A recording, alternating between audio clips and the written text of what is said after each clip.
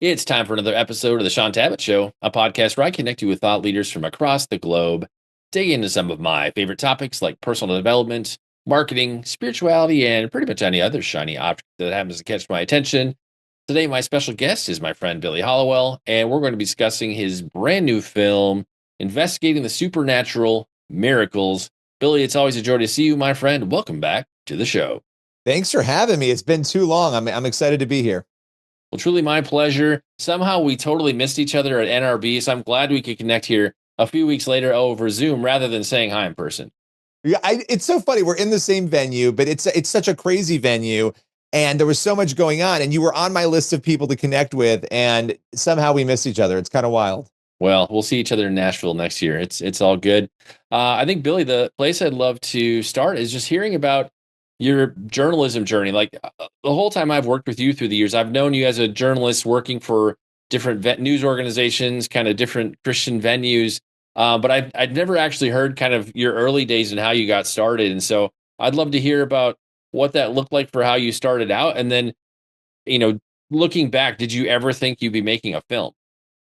Oh my gosh. This project, Investigating the Supernatural Miracles, this documentary is the first time, even in the last 2 weeks, that I've actually paused to really ponder over the amazing ways that God has just weaved things together in my life. I mean, I shouldn't say the first time ever, but really I've spent the most time thinking about these things because, to answer your latter question, I had a dream of making a documentary or hosting a documentary. I just didn't really think it was something that would probably happen because of the budget and how much effort it takes. And just, so I'm a big believer in letting God lead us where we're supposed to go. And so here we are talking about this. It did happen.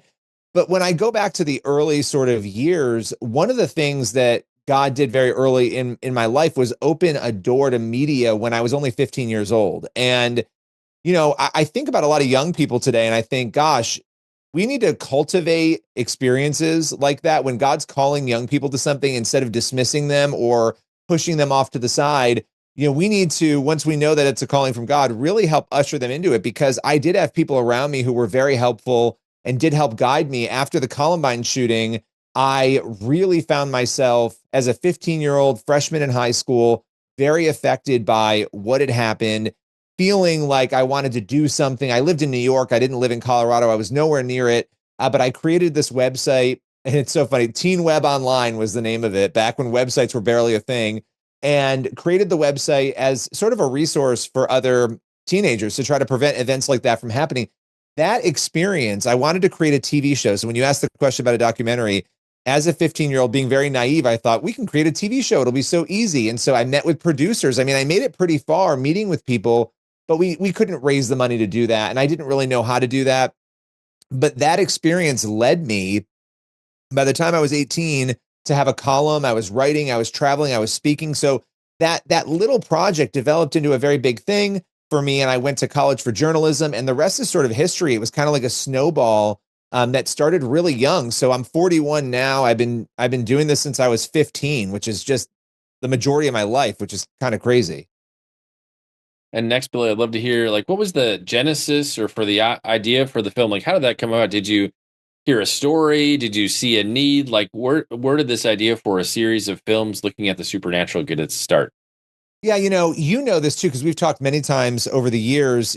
I've had a lot of different topics that God has sort of laid on my heart, and I've tried to avoid doing them maybe at moments and try to push that off and not listen. And yet eventually I've come around and done them. And what I mean by that is, one of the first books I wrote was on the end times and sort of unpacking that and helping. It was called Armageddon Code, helping Christians understand what the Bible says about the end times. Then I worked on a book called Playing with Fire back in 2020 that dealt with evil and the demonic realm. So I've had sort of a history in some of the more difficult topics and the more debated topics and the more sort of big topics within controversial, I guess, topics within the church over time. And miracles has always been something that I've been captivated by. I've told a lot of stories over the years, and a lot of them have been miracle stories. And also when the miracle doesn't happen, how do we navigate that? So I was actually pitching an idea to CBN, which came out of nowhere. I didn't intend to pitch this idea, but about doing something on playing with fire, on the demonic realm. And what we ended up settling on was, hey, what if we did a 3-part TV series on the supernatural? And we looked at miracles and angels and demons and heaven and hell. And I mean, it happened very quickly. CBN greenlit this idea, and it came from director Jared Anderson, who's Emmy nominated, brilliant director. He's on staff with CBN. And Jared sort of drove that project. And once we got in the field to start filming and we got on set and we started talking to people, we realized that the miracles portion of this was not, it couldn't be told in 30 minutes. It was not a TV series, that it was a documentary, and that maybe we had a documentary series on our hands. And so we immediately shifted how we were approaching investigating the supernatural and walked away with this film, Investigating the Supernatural Miracles.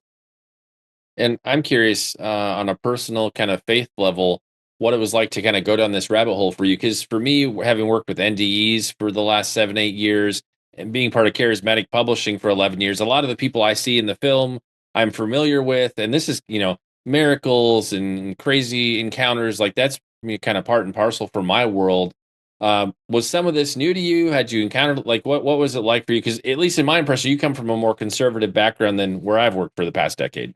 Yeah, no, that's absolutely true. I think for me, I've never been in the camp of miracles aren't real. I've always believed that they happen still. I think there's a big debate in the church today about whether miracles have ceased. I have never embraced that idea, but at the same time, I haven't been around the big bombastic miracles that we investigate in this film.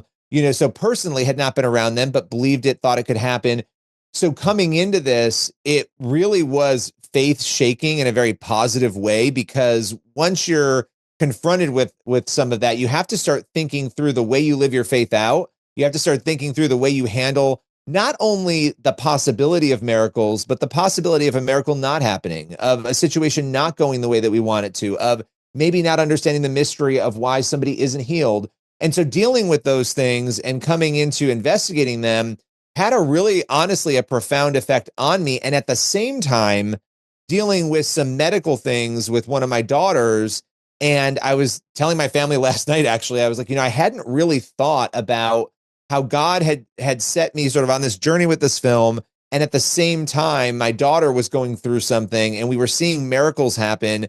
And I wasn't registering that these things were happening in a parallel sense. And so even with that, it's gotten me thinking much different about how I need to approach my quest for miracles in my own life. I'm curious in terms of people that you interviewed, had in the film, like practically, creatively, like how did you source your guests? Like what did it look like to this? Because again, you start going down this rabbit hole. There's hundreds and hundreds of people you could potentially talk to, and you had an intriguing range. So how did that kind of come to light for you? Yeah, this was a different experience in some ways, because by the time we got to set to film, we knew the stories that we wanted. We knew what we needed. We spent a lot of time, especially Jared, the director, digging into these stories, vetting, throwing stories out that didn't make sense to do. We wanted to have the bar needed to be up here. What I mean by that is there are lots of miracles that are amazing, and they're definitely miracles, but they can't really be, and I'm going to say the word proven, because you can never 100% prove a miracle, but you can get pretty close to proving that something inexplicable has happened, right? We wanted that bar to be very high. So we would go through testimony after testimony after story. And you are obviously very familiar with some of these stories. Most people aren't going to be. Maybe they've heard them in random places, but we really felt strongly that we needed to have the most compelling cases possible. And so we knew going in that, hey, these are deeply compelling, and we're going to try to poke holes in them, because even though I'm a Christian, investigating, sort of going in, I went in with a little bit of skepticism in order to sort of say, hey, I want to put the pedal to the metal on this and prove that maybe something did happen here. But if it didn't, we want to be able to highlight that. But I had a pretty good idea going in that we were dealing with some pretty incredible content. And you had an interesting mix of like doctors, you had some apologists, Bible scholars, and then you show people who've experienced miracles as well. In terms of like two people that are going to be very familiar, Lee Strobel, Craig Keener. I saw various times throughout the film.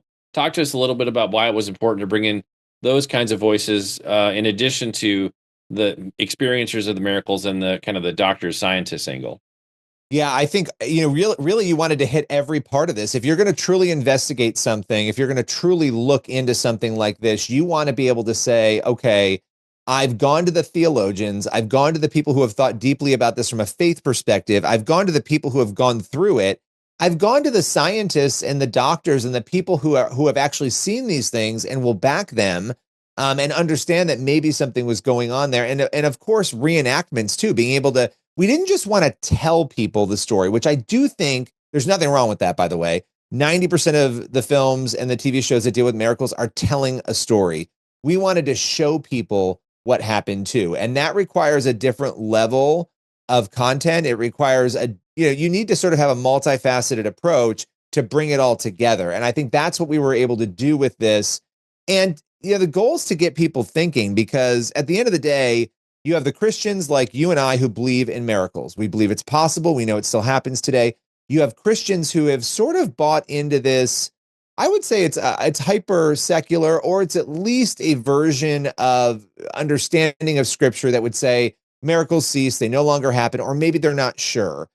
That camp, I think, is deeply challenged by a film like this, because you have to, and same with the atheists and the skeptics, you have to look at it and say, okay, this person had a brain tumor. They got no medical treatment whatsoever, no surgeries, and that brain tumor is gone and there's only scar tissue left. What happened that led to that? You have to be able to answer that question. And those other two groups, they're not able to answer that question. And so they're left throwing their hands up in the air. But my hope is that it gets them thinking a little bit deeper about some of this. Yeah, and I think when you're looking at kind of supernatural experiences, there's always that challenge where you either got to go for natural reasoning or solutions behind it, or supernatural or paranormal, even, which comes up sometimes in these conversations. But it's one or the other. Like there's no other ground to play in. I'm curious in terms of, I guess let me jump to Heidi Baker. I was a little bit surprised to see Heidi pop up in the film. Obviously, the researchers you talked to, they went to Mozambique and followed Heidi around and like were testing people to see if they could hear and whatnot. Um, you know, Heidi's a bit extreme compared to, I just started going to all these prayer meetings and church events in different states and drove 5,000 miles, which is what one of the guys who got healed talks about. But what do you think about how Heidi does what she does? It's just it's a little out of the box, but she goes in and declares healing and God's going to show up, and it's a whole thing with her ministry, and people do get healed. Like, was that a challenge for you? Did that feel normal? Like, how'd you deal with that personally?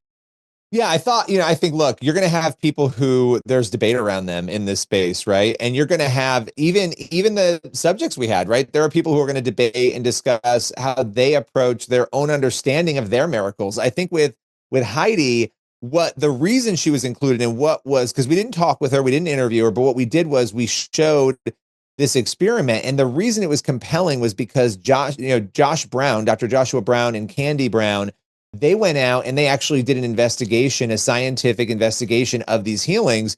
And that was the part that made it compelling, that you literally had a scenario where people's sight was coming back and it was documented. So that was why that piece was included. And I think people, because I've gotten that feedback. Some people loved that. Some people said, oh, that was an interesting choice. The choice being made because of that study. There are not a lot of people, especially in the medical and scientific world, who are very deeply interested in studying the interactions between people in God and people in prayer and healings. And so there have been some studies, but not really well done. That was a very interesting one that we actually felt was important to show, especially in light of the fact that Dr. Joshua Brown, who had the brain tumor that disappeared, who is a neuroscientist, that he is actually a big subject in this film. Yeah, and even with that kind of a style, I mean, in my world, that's very kind of classic Vineyard or Catch the Fire, or like a Randy Clark Global Awakening event. They're going to go after healing. They're going to go after God showing up to raise the faith in the room to get even more healing to occur. So again, in my world, that's very normalized, but in like the broader evangelical world, it's very uncomfortable if you've never seen that before. It is, and I think if there wasn't a study, it would have. If there weren't these interesting bits of research, and people will see this in the film that came out of that, it probably would have felt a little stranger to some people. But I think they'll appreciate that, regardless of what people think about certain individuals and the work that they're doing or how they're doing it, and some will love it and some won't. that when you have a documented sort of improvement in people, you have to scratch your head and say, well, what is going on here? Josh and Candy are doing good work. They're not making this up. It's data that they're witnessing firsthand. And so that helped sort of add to the narrative that maybe something bigger is going on in these cases. Yeah, it was definitely a good addition to the film. I think next I'd love to go to Chauncey Crandall. I've met him in passing at some media events in the past. He's an interesting one in the sense that his son dies, even though they were praying for healing, and this sends him down this whole path of, as a doctor, going after and praying for healing in his patients. You had talked about, you've been on this parallel journey of making this film, going through health things with your daughter and praying there. I've in the past 3 years went on this whole cancer journey with my wife who passed away, praying for healing in my professional and ministry context. I see people healed quite regularly, but not even necessarily not getting to see that healing with my wife. And so there's those weird tensions where we see things in ministry, but it doesn't always play out the same in our personal life. And so I was glad you bring Chauncey on, because this is one of the challenges I see in my charismatic world is, if we don't see the healing we want to pick up our ball and go home like we've failed. Yet, sometimes it is, in my opinion, it's time for somebody to go home to heaven. And that is a good answer to prayer. That person is healed on the other side of the veil. I mean, that's why I work in the NDE space, just to give encouragement that heaven's a real option and people are healed there. But talk to me a little bit about Chauncey. Like, was he a bit challenging for you? Like you cover him a lot in the film. So why'd you give him so much airtime? Yeah, Dr. Chauncey Crandall is one of the most interesting people I've probably ever interacted with because of the narrative and the story surrounding him. And you mentioned some of it. When you have a medical doctor who's well respected, who is a believer, who has a son, who, by the way, he and his wife, they desperately wanted to have children. It was a miracle that they got these twins, that they got pregnant with twins. And then to have one of those twins suffer from leukemia and be given such a short time to live, and then to live 4 years as they're on this journey looking for healing for their son, to then lose their son, and then to be forced into this position, which I think a lot of people, you with your wife, it's the same thing. You have a choice to make. Am I going to be angry at God and blame God that I didn't get this miracle and that this horrible thing happened? Or am I going to lean in and trust God more than ever? And I think what we see with Chauncey Crandall is he leans in to trust God more than ever, and now is seeing all sorts of healings in his ministry. And when I say ministry, obviously he's in ministry, but also in his medical office, praying for patients, watching, according to him, tumors disappear, seeing all these amazing healings. It's pretty interesting that somebody who didn't get the miracle is seeing others get it and is driven to keep seeking God in that process. So it was challenging for me in that it made me think deeper about a lot of the things we don't want to think about, the things that you have had to think about, you and your children, with your wife and her death, and all of that. In really specifically thinking, how would I handle this situation? Would I fight for the miracle until the end, while also knowing and trusting that the healing might be on the other side? And I've said this in interviews, and I'll say it again this week. I mean, I think going into this project, I probably would have been the type of person who would have prayed lightly and gently for the healing, and I would have given up at some point and just sort of allowed whatever was going to happen if it were me. Whereas now I would hold the same trust level of God, that he might not heal me on this side, but that I would fight till the very end, just like Crandall and the others did. Because guess what? Crandall didn't get the miracle. Some of the other people in the documentary did. And so it just changed the way I look at trust versus the want for a miracle. I don't remember if it was Lee Strobel or Craig Keener. Somebody in the film talks about, some people can have an attitude that people who believe in the supernatural, they're just not very sharp, or they're not very smart, or easily fooled. I'm curious, in terms of audience who have seen the film already, how are people responding? Like, again, my charismatic world is going to think this is the best film ever, and they're going to feel very at home. Some of my hyper conservative friends on the more evangelical side, this film could be a challenge for them, because they struggle with, are these gifts happening today? What's been the range of audience responses so far? Yeah, it's been really interesting, even, in talking with a Calvinist in particular who watched it and actually really liked it. I'm hearing very positive things, even from people who might struggle with the belief that miracles still happen, or how they think they happen. Because the reality is, these people, I mean, these people, they're not lying about what they've experienced. We have medical documentation. So a thinking person, has to say, well, what's going on? And you can jump through every hoop you can to try to make it make sense. But these cases really don't make much sense from what we know medically, from what we know, even spiritually. So it's pretty incredible. But yeah, we've gotten really good response from people across the board who I think it's sparking different thoughts in people. That's how I would word it. It's making people question what they know, think a little differently, maybe, and maybe they don't abandon their theological position, but they may be a little more gentle in how they approach it. And I think that for me is one of the goals, that we can actually open up this conversation and dig into it, because I don't know, and this is me speaking personally, how people can look at the Bible and read the pages of the Bible every day, some of them, and watch all of these miracles and then believe that there's nothing left miracle wise to happen today. That's a struggle for me. And it's become a bigger one since working on this project.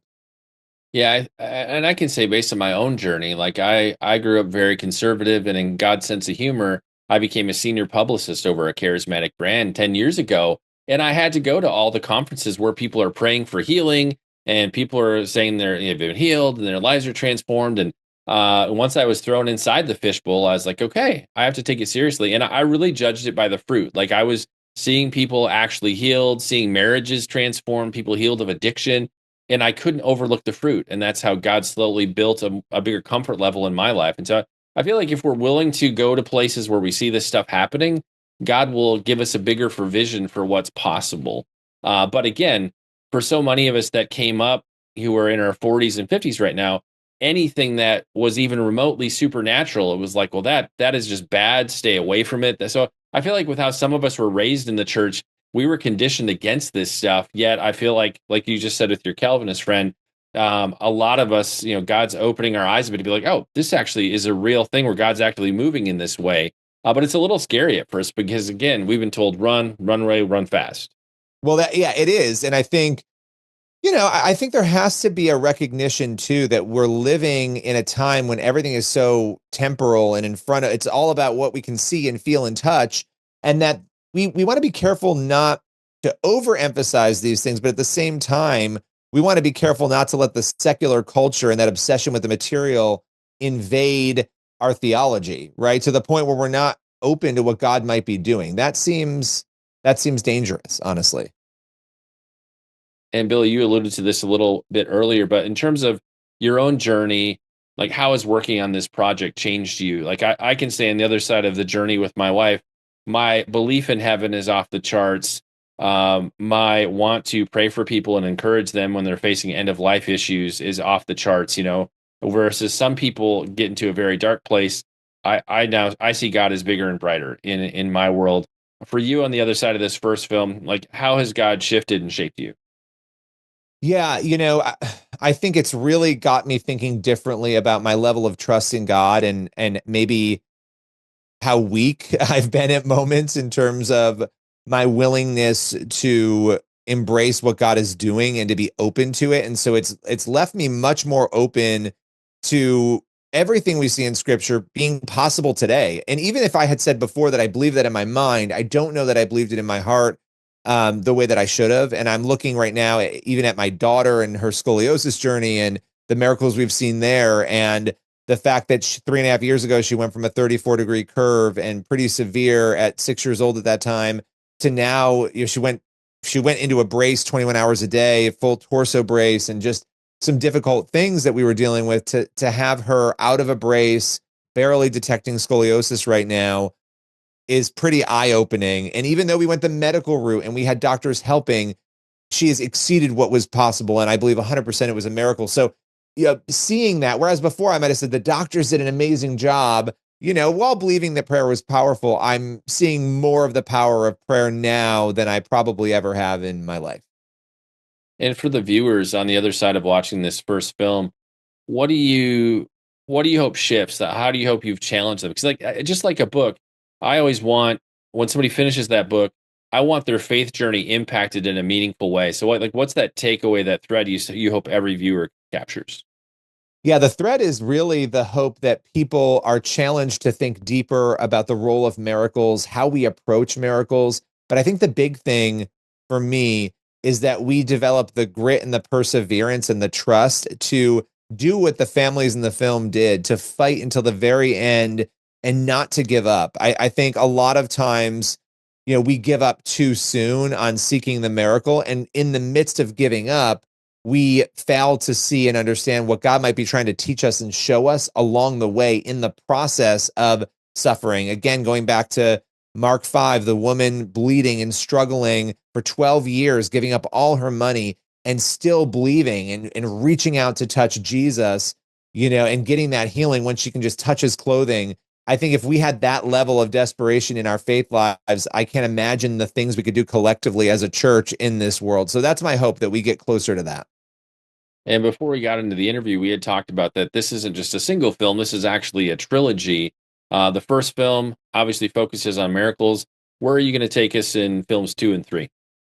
So in film number 2, we are diving into angels and demons. And we're going to take the very same approach to stories and claims of the angelic and the demonic realm. And so we are actively engaged in working on that project right now. And then we hope to look later on as well, if we are blessed enough to be able to do the third, at heaven and hell. And so we're tackling increasingly, I feel like, difficult topics as time goes on.